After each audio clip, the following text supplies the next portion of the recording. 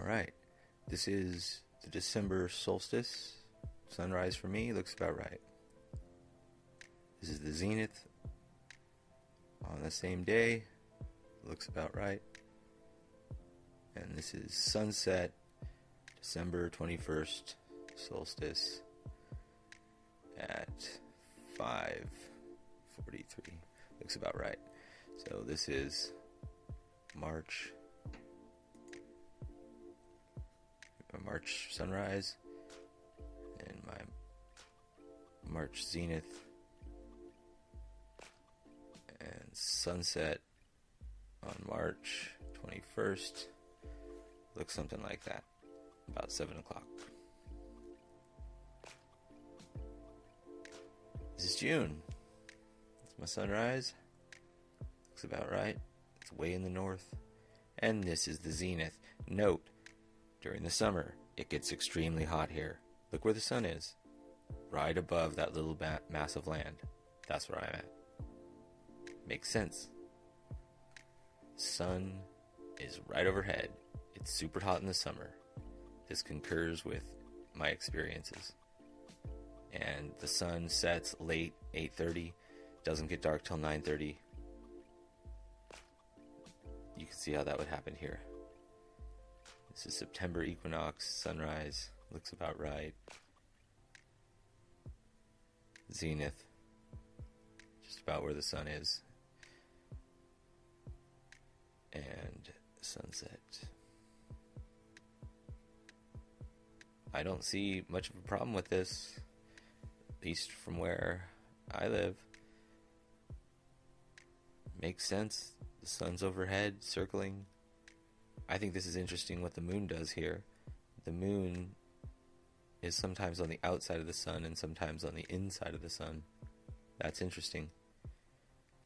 This model should not be able to be replicated like this. Like, my understanding is that there's no other way to model our Earth other than the globe. That's what I grew up understanding, that there's just one way to model it, and that's the correct model, and that's the globe. And this should be impossible. This should not be possible. You should not be able to accurately model the Earth in any other way other than the globe. And this, you can accurately model it. That shouldn't be possible. You should not be able to have this many things right in a model. And this has a lot of things right. This has the North Pole right. This has the sun rise and set and zenith all right for me. All makes sense. All looks about where the sun is to me. And your model doesn't have to explain everything. Like a lunar eclipse. Well, maybe we need to look for clues and find out what's really going on during a lunar eclipse, and not just pretend that we know. Look for clues and figure this out. Don't just sit back and think that somebody's got it all figured out because they told you.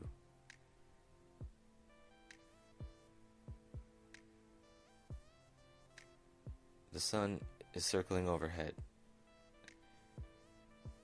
In the summertime, in June, I can see it right before it disappears over the horizon. It is hooking to the north.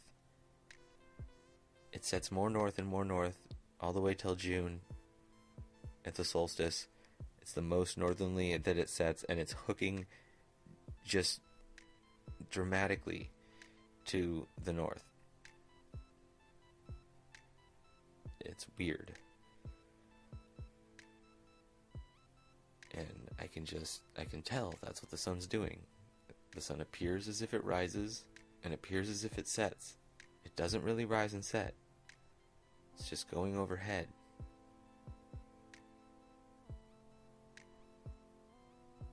If the cause of the sun's motion and the moon's motion was really the spinning of the earth, darkness would come so quick. Darkness doesn't come very quick where I live. It stays light for a long time. It's amazing. Sometimes it doesn't even get that dark. It's weird.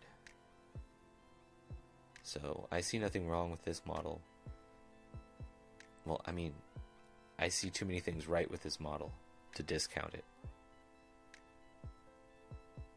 And if every other map and model has, you know, issues with projections, deformities, and something's always wrong with every other map projection, so there can be stuff wrong with this. Okay, fine.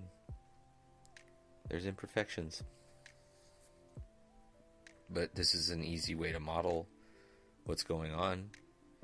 And this also makes sense how the sun and the moon could even have an effect on the tides. If the sun and the moon have any hope of having any effect on any of us, it's got to be local. That makes sense. And from here you can have the planets going around the sun, and the stars just above this, just above where you see the sun. And so, okay, and that alone is telling you the Earth is flat. The Earth is flat. We had a confidence of 99.99999% accuracy. The Earth is flat. Yeah. The Earth is flat. The Earth is flat.